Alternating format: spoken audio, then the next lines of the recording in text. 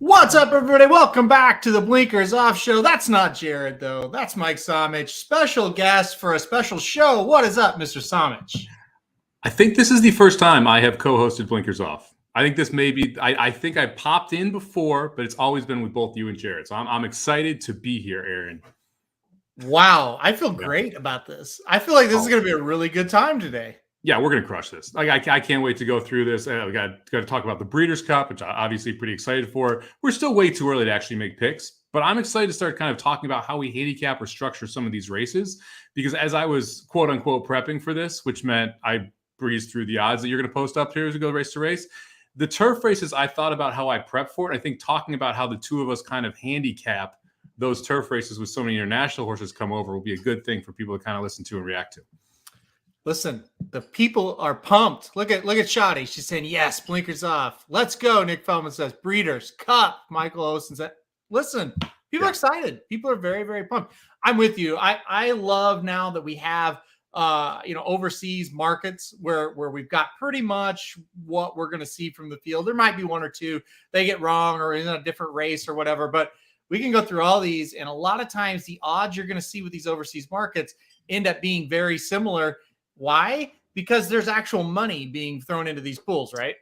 Yeah, I mean, these are pretty mature pools for this far out because the amount of money that's already been bet into them. So it's not like we're dealing with a pool with $100 in it or $200 in it. These lines have been posted for a while. They've started to have horses drop off of these lines now as these fields come into more clearer view.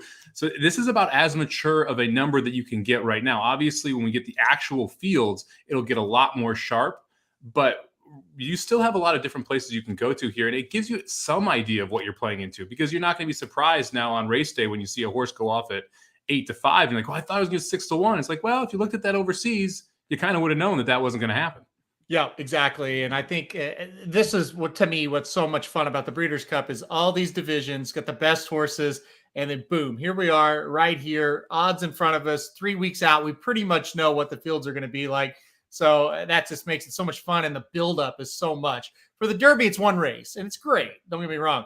Here, it's all these races. And then you get to thinking, oh my God, am I going to get X price on this horse that I've loved all year? Right? It's awesome. Hey, remember that time we got 3-1 on Nick's Go? Like that doesn't happen very often. That happens in the Breeders' Cup because you have all of these horses that come together and face each other. And that's when your opinion can really matter. You know what I mean? And that's why we got 3-1 on Nick's Go. And that was wild. We should have been getting 7-5 or 8-5 on him. But because of everyone else who was there, we got 3-1. So people are excited that Jared's looking good today. I agree. He's looking fine, isn't he, folks? So what can I say? I know I was asked on the show. Need a little eye candy out here. Oh, this is going to be fun. Listen, we're not going to mess around on this show today, Somich. We're not. No. We are going right into it. We're not. No frills. All right. There it is. This is the field. Here we go. We're going to start it off. Let's kick it off right now. No, let's go. No, anything. Let's go. Breeders' Cup, Juvenile, Turf, Sprint. That's the first one. The first thing when I look at this, I look at Blackbeard 11-4, Platinum King or Queen 7-2, Mediate 6-1. A lot of Euro runners are taking the early action right now in this spot.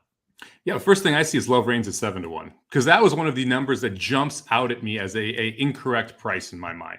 I think there's zero chance you get 7-1 on Love Reigns when Love Reigns actually goes off. I bet Love Reigns goes off as the favorite in this spot. Wesley Ward literally scratched this horse out of a race this weekend just because the horse was so keyed up and he didn't want to ruin the Breeders' Cup race. That's how ready Love Reigns is here. Went overseas, ran very well, ended up fourth in a 21-horse field over at Ascot. We know Ward only sends his best over there.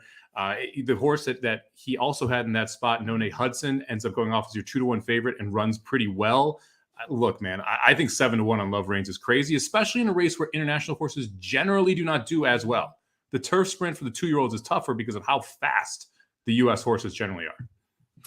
I hear you 100%. I think Love Reigns is going to be tough. Blinkers Off last week. I said, hey, we get to see the Breeders' Cup Juvenile Turf Sprint winner this weekend at Keeneland. That'll be kind of fun to see Love Reigns.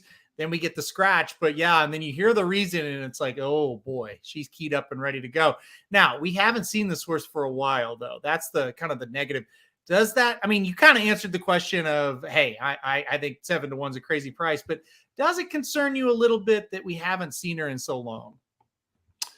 No, because Wesley Ward, Right. he doesn't run his horses as often as some other trainers. He picks his spots very carefully, and he specifically never didn't say like, oh, the horse has a fever or there's some type of issue in training. No, it was this horse is so trained up that I want to make sure that we get that one race, that one perfect spot, and that's the Breeders' Cup, right? So because of what we're hearing from Wesley Ward, I'm not as concerned about it. So we should be calling our overseas friends and getting this price at 7-1 is basically what Samich is saying right here, right? You will not get 7-1 on race day. Now, there are a couple horses in here that I think are interesting as well from the U.S. perspective that we got to talk about. Speedboat Beach on here, 7-1 as well. Like Love Reigns should be the shortest price, so there is value on Love Reigns right out of the gate, right? I don't want to poo-poo that. But Speedboat Beach at 7-1 is interesting. That last race was funky over that turf course, right? Buyer regressed quite a bit, but the horse is full of talent. I mean, I don't know what to think about that race. Hijazi came out of that race, the maiden special weight where they set that great number buyer wise and time form wise. He didn't win. Fort Bragg came out of that race. He didn't win next time out. And the big key is none of them ran close to that number. But was Speedboat Beach, was the number that low? Should it have been that low on the turf? I'm not sure. I kind of shied away from this one. I don't know that I want this one. I don't know, especially when you have a Wesley Ward runner who's won this race so many times, last 3 times, and he's gushing about one. Do we really want Bob Baffert on the turf?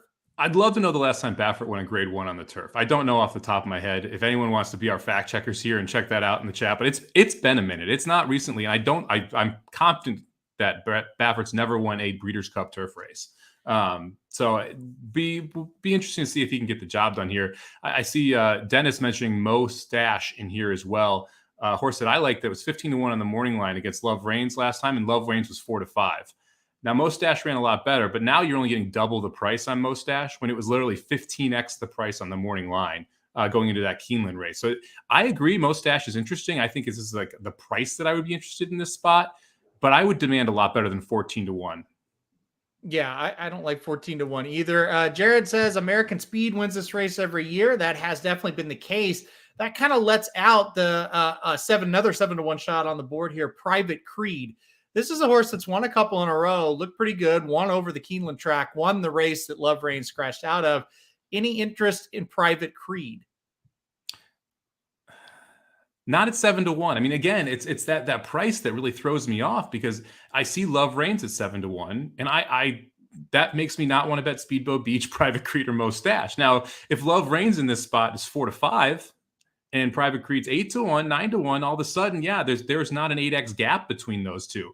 But with the board the way it is right now, to me, it's Love Reigns and then deciding whether or not you want to play the Europeans. Yeah, I think that's the key to it too. We'll have to study those Europeans a little bit more once we know who's coming, who's not, all that kind of thing. But yeah, I think that's going to be the interesting one for me is Love Reigns. All right, we can't spend all our time on that one. We got so many more to go. Let's go to the Breeders' Cup Juvenile. Let's go to a race where we could see, well, there is no could. We will see the shortest price on Friday of a Breeders' Cup race. That is Cave Rock. Currently, Cave Rock is 5-4. I think that's probably going to be high. I don't think we're getting 5-4 on Cave Rock come post time. No, you're going to get around 3-5. I think you're getting sub even money. I'd be surprised at 4-5, maybe 4-5 just because of the field size and the fact that people want to take shots here. But this is the second biggest standout of the entire weekend in any division in my mind. Yeah, absolutely. And I think this horse is absolutely going to roll. It's going to be really, really hard to beat him. Are you interested? We backed Forte last time out. 9-2 though here. I mean, are you interested in getting that horse involved at all? What about Loggins? Ran very well to finish second to Forte. He's 6-1. Yeah, I think Loggins is in a tough spot here because Cave Rock's in the race. I think there's going to be quite a bit of pace pressure. So I think it favors Forte, even though I think Loggins is probably the better horse as a 3-year-old.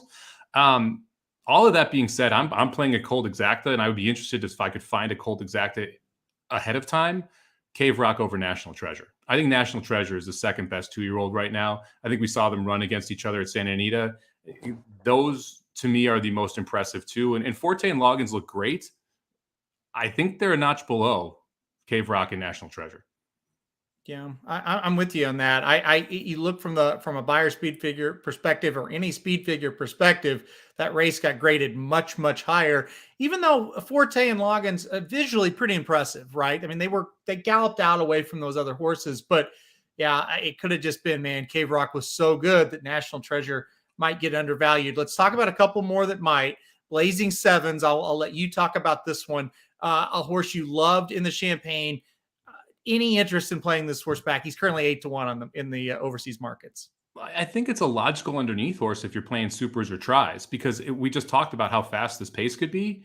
Blazing Sevens is going to come from off the pace and prove that he can close into a fast pace in the Champagne. So I have some interest underneath. I don't think that Blazing Sevens can win, but I do think Blazing Sevens could hit the board.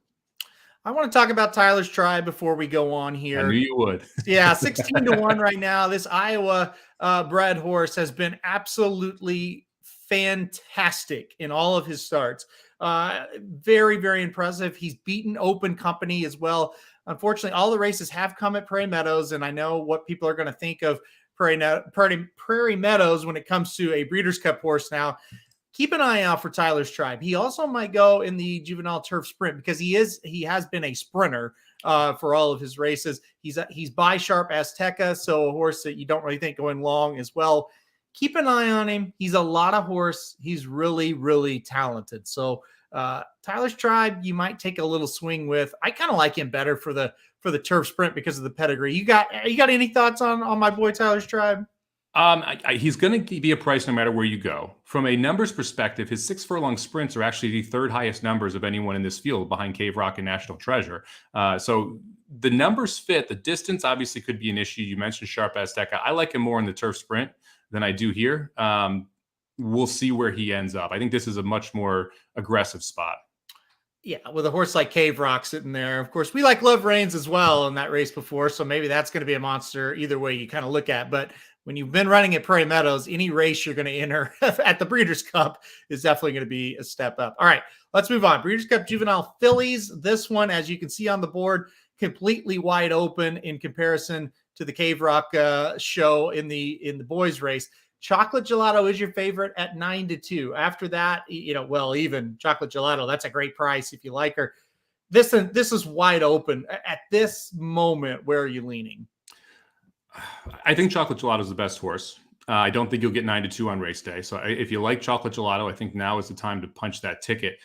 From a price perspective, I mean, Raging Sea at 16-1 seems wildly high to me. And I think we're going to agree on this one. This is a Chad Brown who wins a maiden special weight, comes back, runs this weekend, runs well, ends up running third in that spot behind Chop Chop and Wonder Wheel, who are sitting there at 5-1 and 8-1.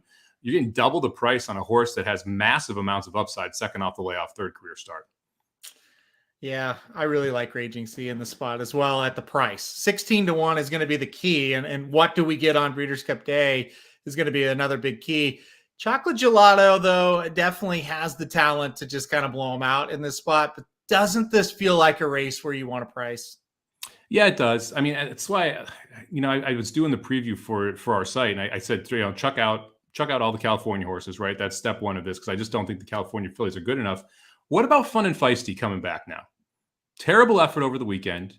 Was the favorite in that race. Now you're going to get a McPeak price at a McPeak track. Like I could make a case if I get 20-1 or so on Fun and Feisty, if that floats up. And right, I saw as high as 25-1 overseas. Yeah, that kind of makes sense. I agree. And that's kind of the thing. You kind of want that one, like a Raging Sea, or if you like the Fun and Feisty, it's like, okay, yeah, didn't run well. Now we get that inflated price. They're 2-year-old fillies. You never know how they're really going to show up and run. Same with like the Chop Chop horse, right? Like I hope that horse isn't 8-1 because I do kind of like her, but I don't like her at 8-1. That's the problem. Another one like Justique is a horse everybody really loved. Didn't run very well over the weekend as well. Is that kind of the same thing? Are you looking at that one maybe?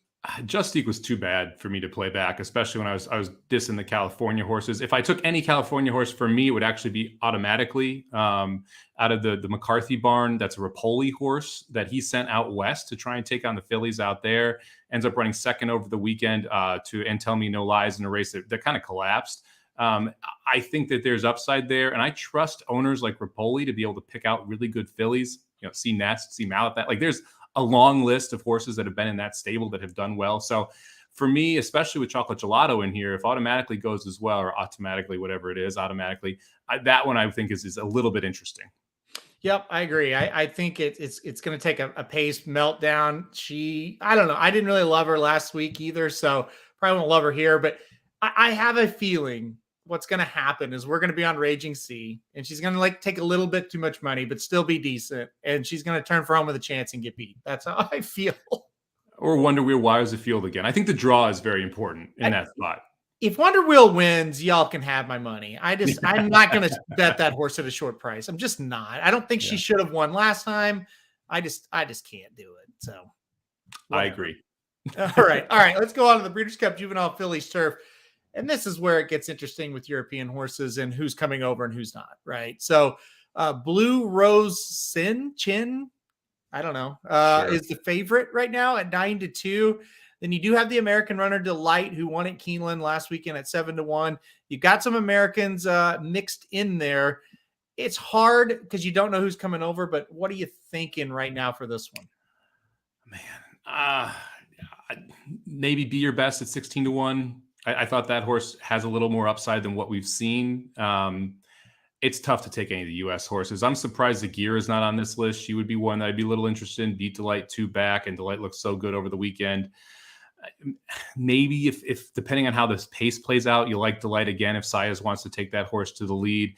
But it's really, really tough to pick this one before we know who's coming over. And we don't even know who's entering, because there's a couple that are almost cross-entered here between these two races. We saw Chop Chop on both of these lists. We'll have to see how this plays out. Yeah, Nick mentions the same horse you mentioned that beat Delight 2 races back, and then for some reason they tried the dirt. It didn't go well. The thing about it is, I'm afraid that horse is going to take a lot of money if now we flip back over to this one. I think I'm going to take a European in the spot. I just haven't seen who's here yet. And this kind of gives us the first look here. I know both of us believe a lot in replays when looking at these European horses. Yeah. This is one of those races where you really don't make a pick until maybe the Tuesday before. It'll be one of the last races I actually have my final opinion on, because I want to watch a bunch of these horses run. And you got to dig through the replays to find a couple of them and see how they've run before and see their styles, because you're watching a lot of those just to figure out, okay, are they forwardly placed? Do they need a pace to close into? Because that's incredibly key in these turf races. That's a big key. It's a big key to the whole thing. And you gotta see somebody that's got a little bit of early turn of foot, or you're probably going to get buried in these races. So yeah, and Dr. Tain totally agrees as well. The pre-entries will come out the week before, and that's kind of when you'll start to get to know. Not all of them will show up, but you kind of saw, okay, these are the ones that are serious. So yeah, it's kind of a wait and see on this one, especially this specific race. There's a lot of different ways you can go and a lot of unknowns. This one coming up, the final juvenile race we'll talk about, the Breeders' Cup Juvenile Turf. We kind of got a good idea that Mysterious Knight is going to come, because he came over and won at Woodbine last time out. He's 6-1. Silver Knot 9-2. Blackbeard 6-1. A couple of other overseas runners actually a little bit shorter in the betting than Mysterious Knight. Did that surprise you?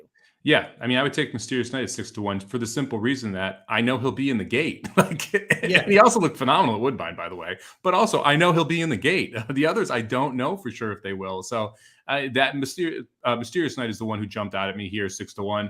Maybe you could make a case for And the Winner Is, who won out of a terrible post and took a nice step forward over the weekend, sitting on the board at 14-1. But it's tough to back a U.S. horse in this spot. Well, here's a problem.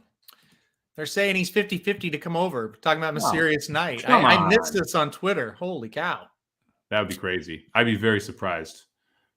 But they're saying Silver Knight is confirmed and could come over. And so it could be a situation, same as last year, where his horse came over and won at Woodbine, but then Modern Games came over.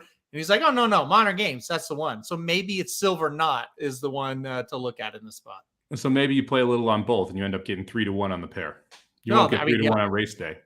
There you go. Because whoever comes over from his barn will be favored. Correct. So most likely between 8-5 and 2-1.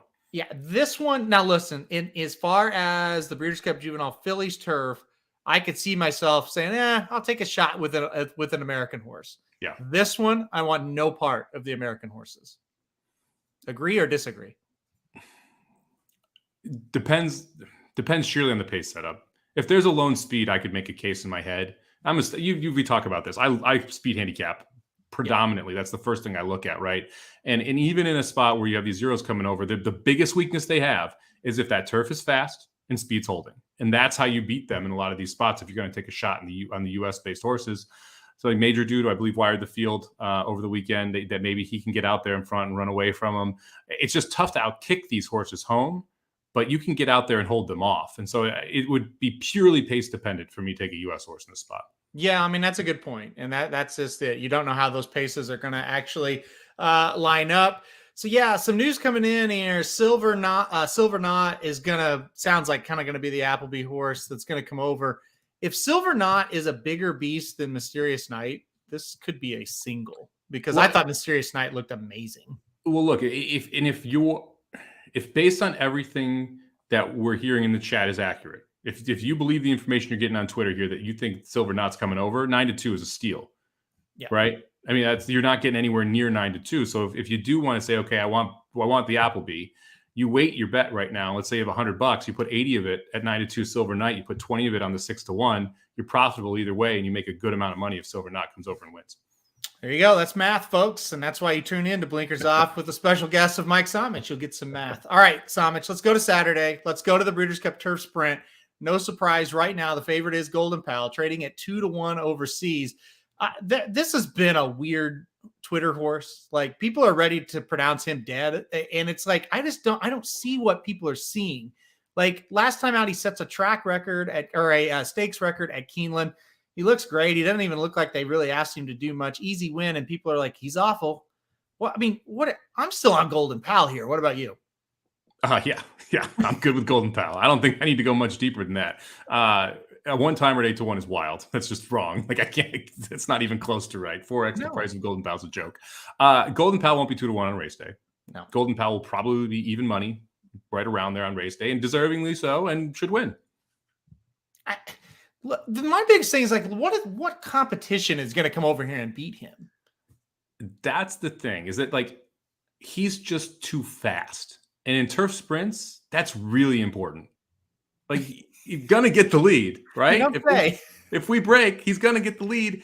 And you know what? I've heard this horse likes Keeneland too. Another one that does kind of like Keeneland is Campanelli. Nick Feldman says Golden Pal over Campanelli. That's not horrible, right?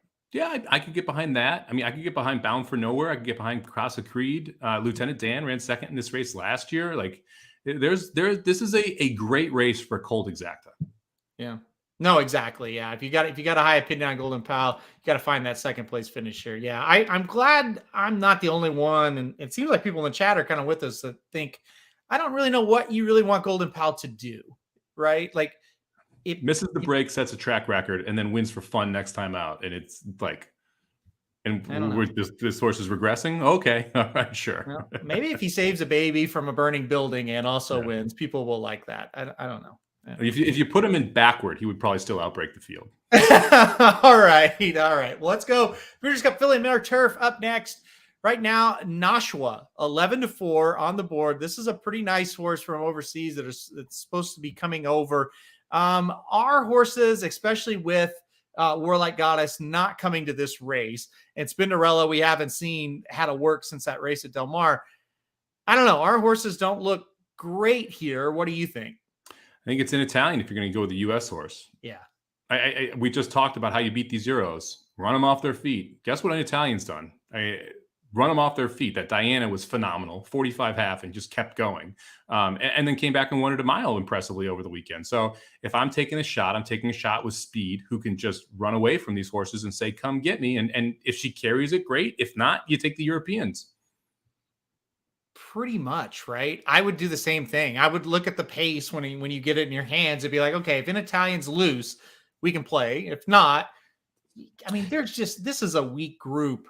And this is another thing, like Regal Glory is going to the turf miles. So that's one that is taken out of this race.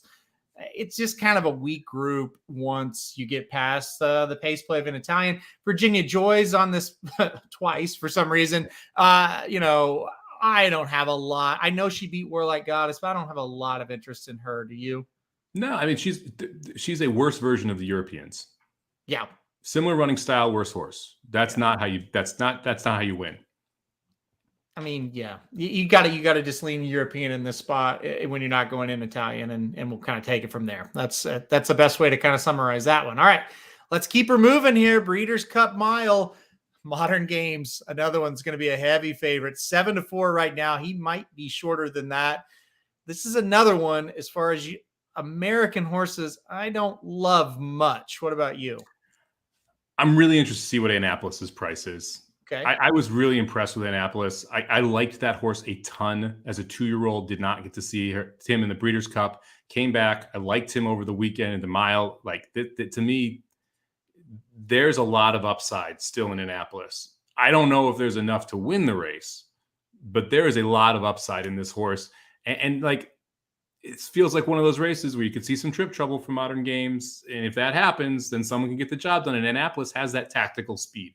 That's what we saw. Sat the perfect trip, was able to split horses at the top of the lane and just ran away from them impressively. Beat a good field by multiple open lengths. So the upside with Annapolis is interesting to me. Obviously, Modern Games is the horse to beat. It's interesting that Annapolis is on this list. There's not very many Americans on this list. So it'll be interesting to see how many Europeans show up. Because, listen, the Modern Games is very respected. So if he's supposed to come. So if there's like 6 other Europeans coming over, I would be surprised. I think that they won't send very many. This is another, like I said, it's just another group that it's not great. Like Annapolis was very impressive, but there was a lot of no-shows in that race too. I didn't think some of those horses really ran that well. Regal Glory was one we were kind of excited about. She didn't run all that well in her race either. Yeah, I mean, I'm with you on Annapolis. 10-1 is the right number. You're not really interested in anything less than that, right? No, not really. 10-1 is showing a lot of respect for an overseas book too. This is all, no U.S. not many U.S. bettors. I'm sure there are some that are populating this pool as well, but this is mainly European bettors that are playing into this market. 10-1 showing a lot of respect for a North American horse on turf. Yeah, no, you're right about that. And the horse has been really good. And really the only time the horse did not look good, I think they ran him a little too far. And that Saratoga Derby, he turned the corner. I'm like, oh, he's going to win this thing. He got second. He got beat by another pretty good European horse, but just kind of a little too far. Shorten him up. He's kind of had that jump that you need. You're going to need a big closing kick because the big favorite is going to be flying down that stretch. Good luck to you. All right, let's move on. Breeders' Cup Sprint. Interesting race right here. Jackie's Warrior, heavy favorite at 7-4. Jackie's Warrior lost as a heavy favorite last year. This is pretty wide open after him. What's your initial thoughts on this one? I mean, this is tough. I don't want Jackie's Warrior in this spot, which is there's so much speed, and I think Jackie's Warrior goes again. And we've seen this in multiple Breeders' Cup sprints over the last few years where the race just collapses. Whitmore was able to get it done with the collapse. We saw Aloha West win last year and do absolutely nothing since. Absolutely nothing. Mm-hmm. I wouldn't be shocked if there is a similar scenario here. To me, this is a race where you're spreading a little bit. Jack Christopher's going to push and is as fast as Jackie's Warrior if he wants to be. Cody's Wish is a very fast horse. Kamari can be close to the pace. 16-1 on American Theorem is what jumps out at me. I liked this horse in a sprint a couple back out in California, was able to come from off the pace, get it done. American Theorem is the horse that I'm interested at that price. So first of all, to address kind of the chat here, there are some horses in this that aren't going to run, right? Country Grammar is not going to run in this race. They're stealing people's money, basically. Flightline's not running in this race. Corniche has been retired for months. Let's see. I mean, Speaker's Corner is not going to run in this race. So kind of ignore some of those. I think Jack Christopher should go to this race. I think Jack Christopher will roll if he's in this race. That is a kind of one of my bold opinions. Here's why. You said it. Horses don't usually go gate to wire in this spot. Go watch Jack Christopher races. He's fast, but he sits. He does not go to the front ever. They love to get him a target to run at. His target's a big one here in Jackie's Warrior if Jack Christopher enters. I think he will do what he does every race. He'll mow him down in the top of the stretch. You go back and even watch the Haskell. He makes the move that he always makes. And you're like, oh, he's going to roll. But the distance hit him right in the face. But he still ran his race, right? You're going to cut him back. He's going to sit right there. He's going to pounce. And he hasn't ran that far, right? 6 furlongs compared to 7 or a mile. I think he will absolutely roll if they give him the trip. I think he needs to go in this race. You definitely know distance is not an issue. He can get the 6 and he can go fast and get the 6. So I don't hate that at all. I like him at 4-1 over more than I like Jackie's Warrior at 7-4. Let's talk about the filly that's on this list. Yep. Kumari sitting there at 8-1. Loves this Keeneland track. Should be able to sit a good trip, close to the pace. Wesley Ward, ton of speed. Any interest in Kumari? I have a lot of interest in Kumari because of what you said, that speed and the collapse of the sprint.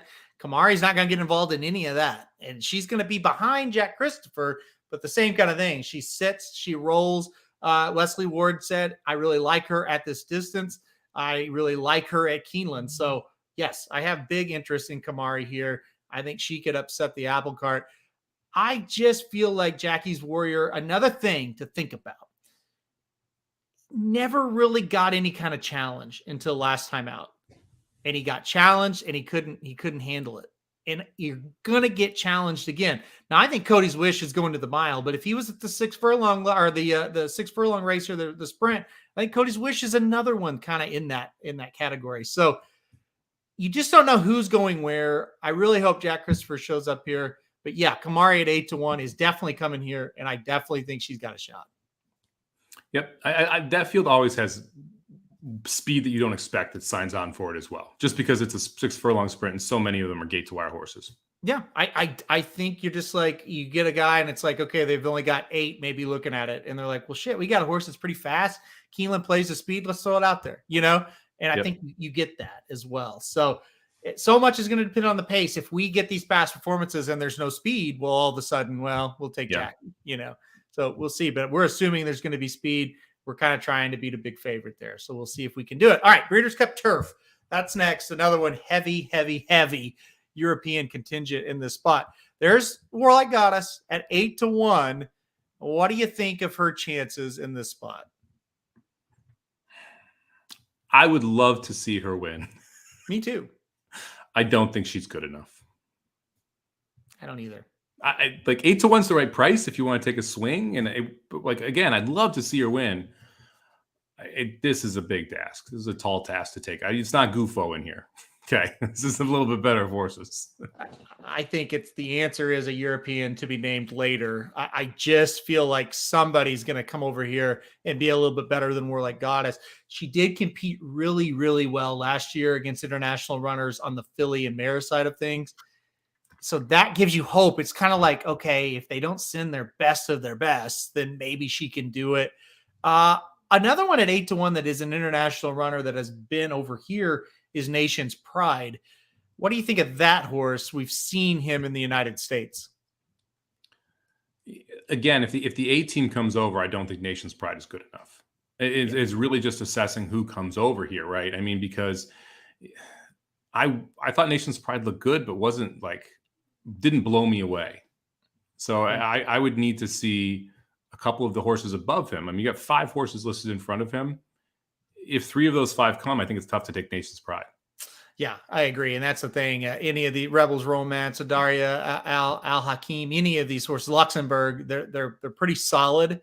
And I don't think he can quite match up. I mean, we'll see. We'll see what happens. We'll see what Europeans come. I mean, that's always kind of the tough thing 3 weeks out to try to predict. But it also, these betting markets will kind of give you some hints, right? Yeah. Because if Rebels Romance is taking money, it's an overseas betting market. It means he's coming pretty much. Well, and this is also a great way to get ahead of the number. I mean, because if you like some of these horses and you hear they're coming, you can beat the books to the adjustment. I guarantee you can beat the books to adjustments in these markets because they're not going to be as on it as someone who's focused on horse racing because, yes, these markets take money, but they don't take as much money as soccer games. They don't take as much money as NFL games. Those are going to be where the focus is from the news perspective, which allows you as a bettor to beat them to the news in these type of markets. So if you get something confirmed like, hey, Rebels Romance is coming and you love Rebels Romance, you're not getting 9-2 on race day. Nope. So this is a great way to try and get that in a little bit early. Shadi's mentioning this. I want to make sure I call it out. This is fun for tournaments. Phenomenal 2 days for tournaments, and this is going to be the next Racing Dudes tournament challenge as well. Yep. The combination of all the Breeders' Cup races on Friday and Saturday. $20 to enter. 1 in every 5 get to go to the finals, where Racing Dudes is giving away $500 minimum in that finals as well. So wonderful card, 2-day card for tournaments. Make sure you get involved in that for $20 on horse tourneys. Absolutely. That's going to be so much fun doing that on Breeders' Cup Day. I've never really played on Breeders' Cup Day. We've been super, super swamped, but that will definitely be on the horizon for us for sure. Dennis said, hey, he's on the Warlike Gods for 2 years. He's not getting off. I don't blame you. Like, she's awfully good. So at 8-1, especially, I don't blame you for not getting off. If she goes off at 2-1 because she takes a ton of money in the American market, that kind of changes the conversation. But at that number, why not? Yeah. So the Breeders' Cup Classic's next on the list. I'm going to skip it. We'll save it for last. And I'll go to the Breeders' Cup Dirt Mile now, where you see Jackie's Warrior as Jack Christopher. I do that every time. Jack Christopher is a heavy favorite at 7-4 in here. Cody's Wish, second choice, 5-1.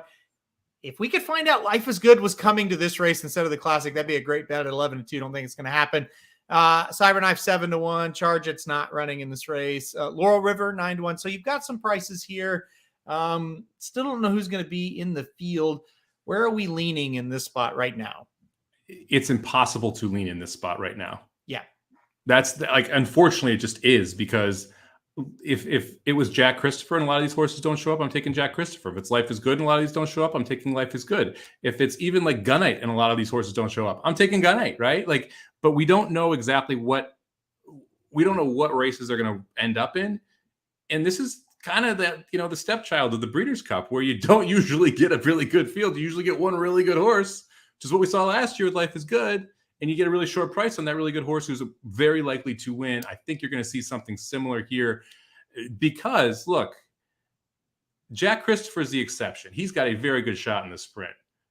No other horse on this list, outside of Flightline, who obviously could win the Classic, and Table, who's going to the Classic, could win any other division.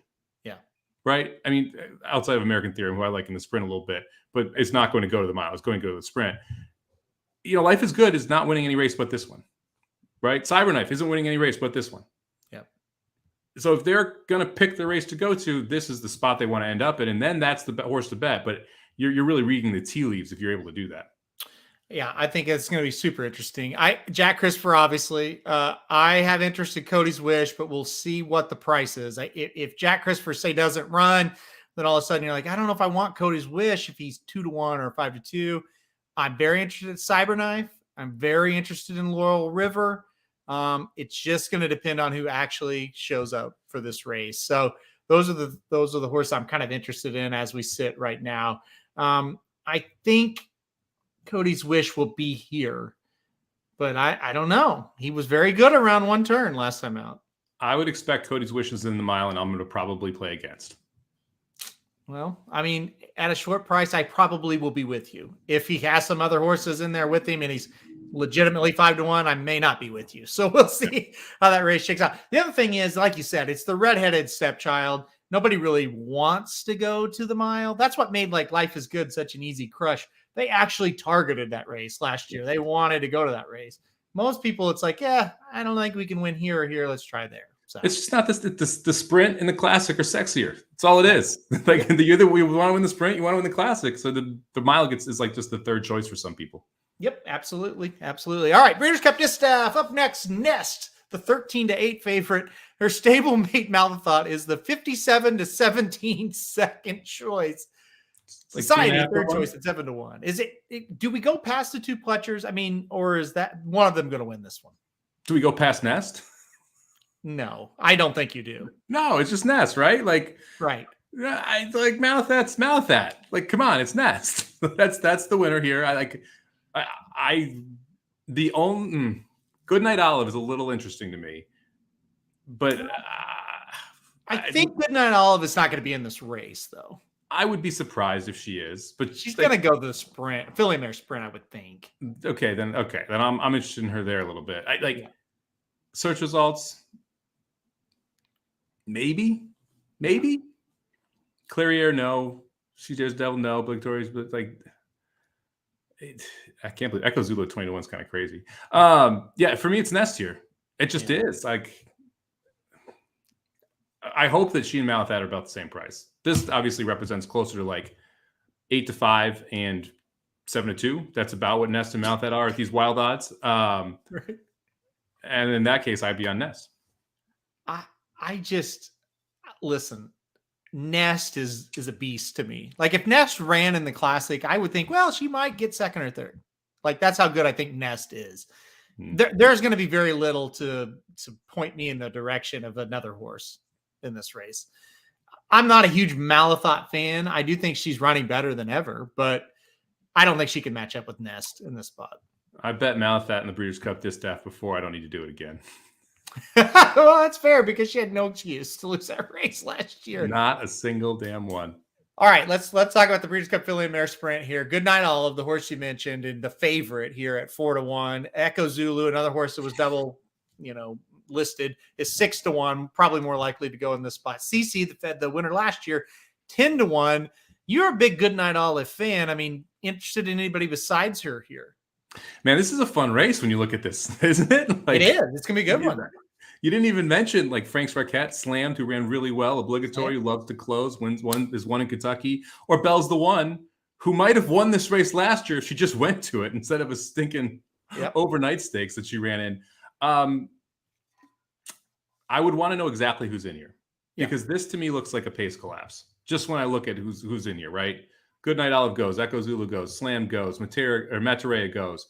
Lady Rocket's going to want to go. She's probably going to be in there. Bella Sophia has a ton of speed. Frank's Raquette has a ton of speed. I mean, this is like CC repeats or Belle's the One gets him late. I mean, that to me, if this is the field, that's my immediate thought. Yeah, it does kind of feel like we could see a lot of pace in this one. A lot. Now, the one thing I will say, your horse, Good Night Olive, I mean, your horse that you've liked the last race, not saying you're picking her, but she showed the last two efforts she doesn't have to go to the lead. So that could be in her favor, I think, because I don't think you're going to go gate to wire. Slammed is a horse I really liked last weekend, but how can you like her here with all this other speed signed on? Well, and this race always produces upsets because it's 7 furlongs, not 6. The difference between the sprint and the Filly and Mare Sprint, that 1 furlong is wild. It plays toward horses that can run at a mile and a mile and 16th a lot more. That's why a horse like Cece did a wonderful job winning this last year. It plays toward horses that want that distance. And so I think that creates upsets as well because you have these top tier sprinters that end up in here that are all going that extra furlong. All right. Nick mentions a horse that I know I'm going to have on tickets, and that's obligatory. I thought this horse, listen, 7 furlongs, pace collapse. The horse is very, very solid. Always comes with a run. Even at Saratoga, when she got third, she got bumped hard at the top of the stretch. It took her a while to get her footing back, but when she did, she still was running. I don't think she was going to beat Good Night Olive. I think she could have got second in that spot, though. I think she's interesting in here. Don't sleep on obligatory. 14-1. That's a price, man. I can just feel it. I'm gonna have some money on that horse. She makes sense. If this pace is hot, she makes sense, and this pace looks like it's going to be very hot.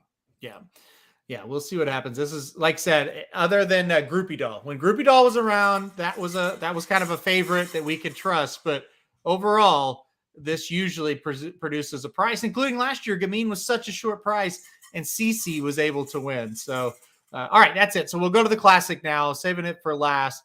All right, as we stand, flight line is 8-13. So about 3-5, basically, is what that translates to. Here's some interesting stuff. Epicenter, second choice, 6-1. Life is Good, third choice, 7-1. Taba, fourth choice at 12-1. How accurate do you think those odds are going to be? Maybe not exact numbers, but as far as stacking first, second, third, and fourth choice. I know you're not watching right now. Extra Anejo just debuted for Asmussen and won by the length of the screen. Like literally it won by like 15 lengths, $1.3 million horse, 2-year-old colt, just debuted at Keeneland going 7. Yes. Like completely under wraps. This is a Winchell thoroughbred into mischief, like Derby radar. There you go. Anyway, I think that Taba ends up being the third choice, maybe the second choice. I think that Life is Good and Taba might be flipped. I think Life is Good has cooled down in a lot of bettors' minds. And specifically the way Life is Good would win this race, I don't see that setup, right? I don't see how Life is Good gets loose, gets comfortable, and just runs away from them, which is how Life is Good would need to win the Classic. Yeah. No, exactly. I don't like Life is Good at all in this spot. If Taba really is going to be the fourth choice, is he almost a must use as far as underneath? Like, I mean, as far as like that second horse, because if I'm sitting here and I'm valuing Epicenter and Taba at the same level ish, that almost forces your hands if that's the odds. There's only two horses that can win this race: Flightline and Taba. No one else. You only need to go too deep, and you can either single Flightline or go too deep with Taba, or play Flightline through $5 tickets and Taba through $2 tickets, or Flightline through $1 ticket and Taba through a 50-cent ticket. Epicenter's not winning this race. Not as good as Taba. There's still upside with Taba. We know what Epicenter is. This is a 2-horse race in my mind. Yeah. I'll read off the odds. This is John White's early Breeders' Cup Classic odds. Okay. And I think these are going to be pretty accurate. He says Flightline 2-5, Epicenter 8-1, Life is Good 8-1, Taba 10-1. What do you think? Is that kind of what you're thinking? I feel like I'm skewed. Like I feel like I'm biased here, and I think that it should be Flightline 2-5, Taba 6-1, 5-1, Epicenter 8-1, Life is Good 15-1. Okay, I would set much more of a gap between Epicenter and Taba and Life is Good. I think Life is Good should be the clear fourth choice, not a close in that group. Yep. I expect Epicenter will go off as a second choice because of the way that the betting is going to go. I think Epicenter's past performances will attract a ton of money. So I would expect it's going to be Flightline Epicenter. I don't agree with it, but I think that's going to be the order. Yeah, DRF early odds has Flightline 4-5, Life is Good 6-1, and then Epicenter and Taba both at 8-1. Marla brings up a great question. Mm-hmm. What does Rich Strike go off at? I think this is like the most difficult one to put. Like, what should Rich Strike go off at? 60-1? 30 to 50-1, yeah. That is generous, my friend. Okay. Well, he showed. Well, listen, you talk about what do I think his actual odds are to win and beat a horse like Flightline? It's in the hundreds. What would you need to put $2 to win on him? In the hundreds. Okay. Yeah. Okay. That's aggressive as well. All right. What do you think Rich Strike will actually go off at? Well, 20-1 probably. I will take the under on 20-1. Really? You think he's going off lower than 20-1? I don't agree with it. I think there's going to be a lot of people that will put money on this horse if he's a monster number. Wow. And I think that will just drive down. This is actually going to be a really interesting, because we saw this with the Derby where Rich Strike wins. Then the Preakness, the Belmont, the Travers, no one goes off at balloon prices because every long shot gets bet. This will be a wild betting use case if you don't see Flightline get pounded down, because these long shots are taking money like Rich Strike, who should be 60-1 in this spot, and he goes off at 15-1. If he's 15-1, that's going to be insane. He just doesn't match up number wise compared to these horses. I mean, you look at it like this. Like, what is Hot Rod Charlie going to go off at?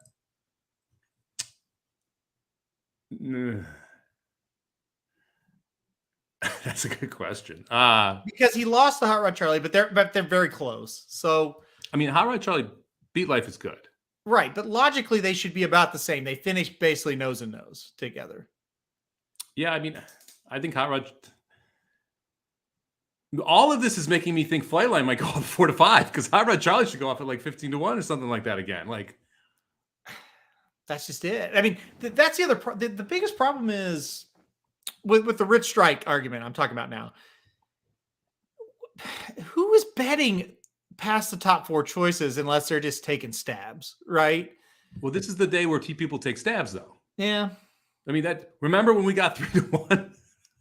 on Nick's go. Like, yeah, I do. So it's like, and Hot Rod Charlie ran what, fourth in this race last year, third in this race last year. Yeah, Fourth. He won was it Saudi or Dubai? One of the two. He beat Life is Good. Well, he got second. Country Grammar beat him, but Hot Rod Charlie got second in Dubai. Yeah, like he's got the races where you can make the argument that he should be in that 15-1 range. The thing is that Flightline is so damn good that's what makes it hard to price this race. Because if Flightline wasn't in this race, then Hot Rod Charlie's 8-1. Yeah.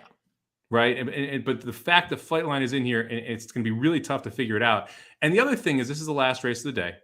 It's going to be a bunch of people who have lost money over the weekend, and they're not going to want to bet a horse that's 2-5. Okay. Mm-hmm. Yeah. They're going to want to bet a horse that's 10-1. And so we'll see what actually happens on the tote board.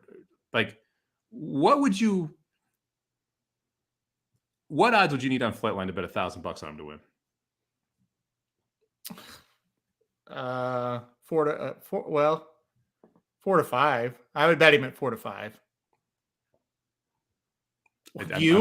I might take shorter than that. You would take 3 to 5, maybe? I think I might take 3 to 5. I couldn't take 1 to 2 or shorter. It would be hard to do that. Yeah. Just because at 1 to 2 or shorter, I'm playing a big cold exacta. Yeah, because then it just becomes, it just doesn't make sense to do it. You're going to find better opportunities. And like you said, you could play an exacta and cut your price or your ticket or your what you're spending in half. Yeah. And be better off. Especially for me, who has a big opinion with Teba is the second best horse in this race. And I'm going to get 5-1 on that exacta. Yeah. I'd much rather play that than a horse at 1 to 2 or 2 to 5. But 3 to 5, 4 to 5, you're starting to see the point where there is intrinsic value in Flightline at that price. Well, here's the deal with Flightline. If he the problem or the worry, I think, is if he bounces or if he just doesn't show up and he's quite as good, but that's the only thing you have to worry about. You don't have to worry, hey, is he better than horse A, B, or C, right? Like, he just has to show up with an effort and he will win. Yeah, he would need to regress and Teba would need to improve. That's the way he loses. Yeah. Yeah. I mean, Teba, to me, there's no improvement. Forget about Teba. Any horse can do that can get to him. He's going to have to come back to them. And I mean, Teba or Epicenter or Life is Good, you're talking about he's going to have to come back to them by like 15 or 20 speed points. That's incredible to think that he could regress by, 15% and still win the race. Yeah, I mean, we've never seen him at Keeneland. There's other arguments you could make around it, but none of them I think hold very much water. I would say he needs to regress by 10%, maybe. Yeah. Now, it's not impossible to happen, right? It's not likely. No, but and the other thing is the worry I would have. He got faster going longer. Like, he has the race that we're all going crazy about is at this distance. So it's even wilder. What about there is one argument out there. It's like he didn't beat anybody. Those horses are all washed that he beat in the Pacific Classic. Any thought on that? Country Grammar beat Life is Good. Country Grammar ran 20 lengths behind him and Life is Good got beat by Country Grammar. So your third choice got waxed essentially by him already. If you look at the same distances, that's the only argument is to Epicenter and Teba to me. That's why. Like, I don't think Epicenter can beat like Flightline, but I understand why someone could make that argument, right? I could understand why someone could make the argument. Obviously, the Teba could beat Flightline here. I don't really understand the Life is Good argument, the Country Grammar argument, the Hot Rod Charlie argument. I don't see how those horses beat Flightline. It has to be a horse that runs a career best effort, that takes a massive step forward. That points to a 3-year-old, right? Yep. And so it's between those two if you're trying to beat Flightline in my mind. And I get your theory on you're going to take Teba because he might have more improvement where Epicenter has made the improvement. And while Epicenter has been very impressive, that's probably the ceiling. And guess what? That ceiling could probably win the Classic a lot of years, just not this year.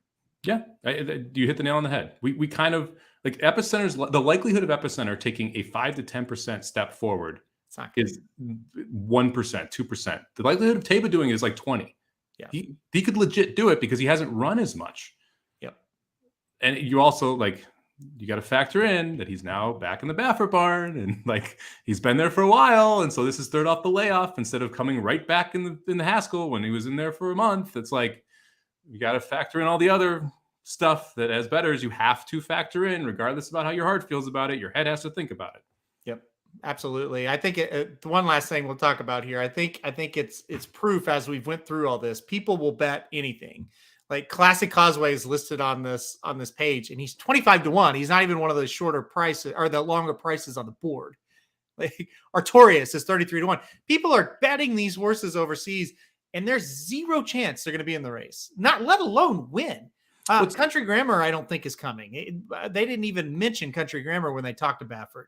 Mandaloon has been retired for months, so people will bet anything. It's one of the reasons why. A book.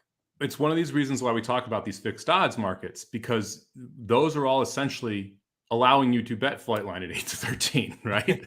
Because you have dead money going into this. So that's part of the hold, right? Is that they're just taking dead money, which is floating up other prices. And that's why, for instance, Chocolate Gelato at 9-2, I think is a good example of that. That horse will not be 9-2 on race day. I guarantee that, but there will also be other horses in that market that won't exist. That's why that price will go down. So you just got to kind of jump in front of it if you want it. Truth Exposed has got a good point. He said, you guys have been on Epicenter and then you're going to leave him and then he might just win because maybe he's just decided he doesn't like second place. That's kind of what it's looked like over the summer. He's been fun. He's been a lot of fun. It could very much be the case. Yes. This is it's tough though, because I don't want to spread in this race. I feel like if you're going too deep almost feels like you're spreading too much here. And that's where you've got to decide, where am I going to use my bullets? And if I'm not going 3 deep here, I guarantee you that. I will most likely have 2 tickets with both singles, and I'll have a higher denomination on the Flightline ticket and a lower denomination on the Taba ticket. I think that's how I'll end up playing this. Yeah, and that makes a lot of sense. All right, one last thing, and then we're going to get Mike out of here because he's got another show to do here in about 33 minutes. Case asked, and I believe Truth Exposed mentioned Charge It as well. What happened to all the hype and Charge It? He got injured. He's not going to be in this race. He won't be at the Breeders' Cup, but I think we got a shot to maybe see him later on past the Breeders' Cup towards the end of the year. So keep an eye on Charge It. Maybe as a 4-year-old. He is not quite healthy at the moment. We'll see if he kind of comes back. Sometimes when they get hurt, you don't ever hear from him again. Let me see. The fact that they didn't outright retire him though makes you feel like they're interested in running him as a 4-year-old. He did have a work on 9/27, hasn't had one since, so that's a little worrisome. We might see Charge It as a 4-year-old, so we'll kind of see what happens. Okay, we'll do one more. Nick says, who is most likely winner of the Pegasus out of this group of horses? Do we have no Flightlines planned? He's supposed to be coming back as a 5-year-old. Let's pretend he's not in it, though. Who wins the Pegasus next year if Flightline isn't there? Has Baffert ever had a horse in the Pegasus? Baffert won the first Pegasus with Arrogate. He also won again with Mucho Gusto. I think he's won 2. Yeah. So okay.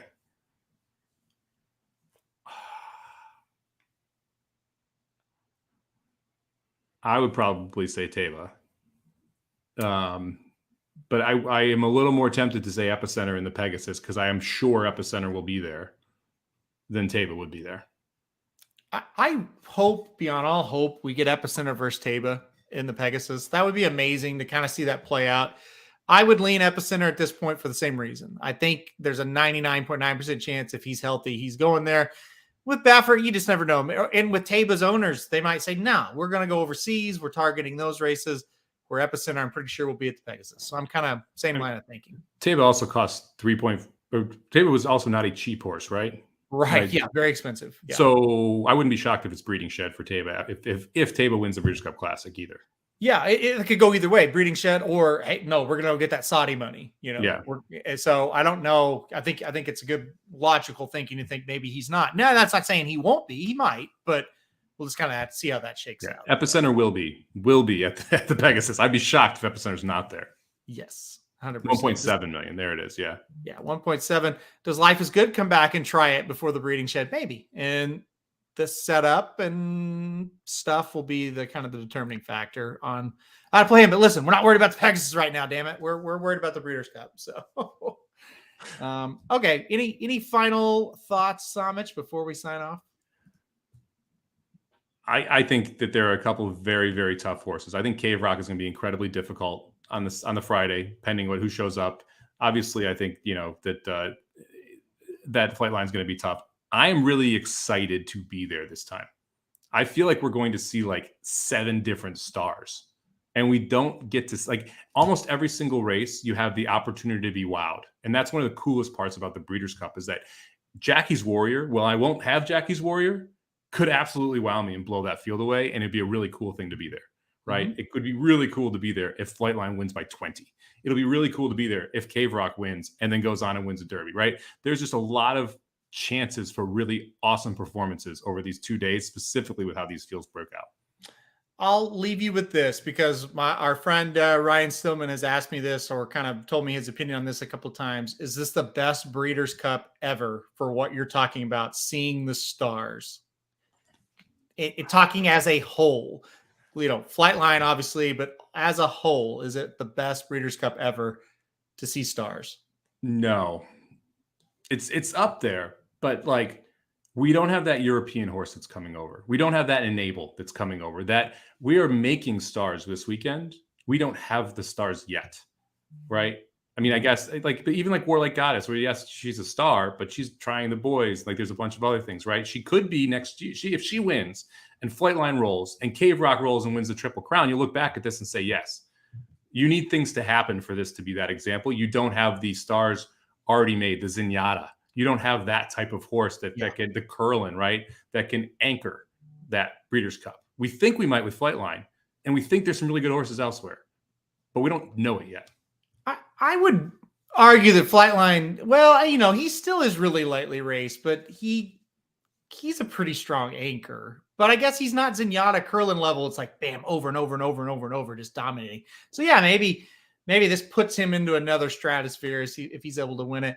Yeah, I kind of think it has a chance to be. That's what I keep telling Ryan. I was like, it's got a chance to be. And maybe we just answered it the same in different ways. When we look back on it after it's over, we might say, yeah, that may have been the best. It may be next year. Well, if Flightline wins this year, runs all 5, and is healthy coming back, maybe it's next year. I mean, because that was like Cigar ran twice. Yeah. Awesome again had like that was a great year. Obviously, Tiz Now had like you have some of the all-time legendary horses that you're competing up against, and if Flightline gets it done here and then comes back next year, then he's that anchor. Tiz Now is another one. Truth Exposed, great to pop in with that one because that would be what it's like, right? Because yeah, you're right. He's a Breeders' Cup winner. He's an anchor for sure. Anchor in a good way. Sometimes anchor is bad for horse racing. All right, Samich, 27 minutes away from the Magic Mike show. Quickly plug that, and we'll get you out of here. Yeah, just stick around. Go grab a sandwich, grab a drink. We'll be right back handicapping the late pick 5 from this weekend's Keeneland, the Saturday's Keeneland card. So Magic Guy will run through that. Really interesting maiden special weights, both the 6th and the 7th race. We have the QE2, the grade 1 in the 9th race on the turf as well. So really interesting card. McCulloch back for that QE1. I think there's some ways to go here. So I'm excited to go over this late pick 5 because it's going to stretch your handicapping ability because you're going to handicap maiden special weights and grade 1 horses all at once. So make sure you join us here in about 30 minutes. And then if you're watching that football game tonight, make sure you come back and hit up this channel right here at about 9:40. Slim and I will be on for the Slim and Samo Thursday night halftime bet-a-palooza. Give out a best bet for the weekend in the NFL, a best bet for the second half, which are both 4-1 after 5 weeks. And that's pretty darn good. We'll take 8 and 2. And Slim's give out his favorite 2 props of the weekend, which has been heating up recently as well. So make sure you come check us out for the halftime show as well. Yeah, a lot to look forward to. Yes, we are going to do fist bumps at the Breeders' Cup. Are you kidding me, Kevin? And yes, Michael, next year, Santa Anita, we definitely will be there. Whether the Breeders' Cup is amazing or it sucks, we will be there. So it's not going to suck. And everyone else who's going to be at Keeneland, come up and say hi. We've had a couple people send us DMs, things like that. Say, hey, I didn't want to come say hi to you. I saw you. I was sitting a couple rows in front of you, things like that. Come say hi. It's a blast to meet everybody. We're moving around for the entire 2 days. So if you see us, drop by. We'd love to talk a couple minutes, talk horses, and just say thanks for watching and thanks for hanging out. That's right. And that's what made Saratoga so special. We met so many people and it was so much fun to hang out with everybody. So yeah, don't be shy because we are certainly not. And it'll be fun. I promise you. Okay. We're getting Samich out of here. Guys in the chat, guys watching live, or maybe guys or gals that are going to listen now. Thank you all. We always really appreciate all the support. We love coming here and doing these shows for you guys, and we're not going anywhere. So we will be back, like I said, here in about 25 minutes. Thanks, everybody, for listening to Blinkers Off. We'll see you next week for this show, and good luck to everybody betting on the races this weekend.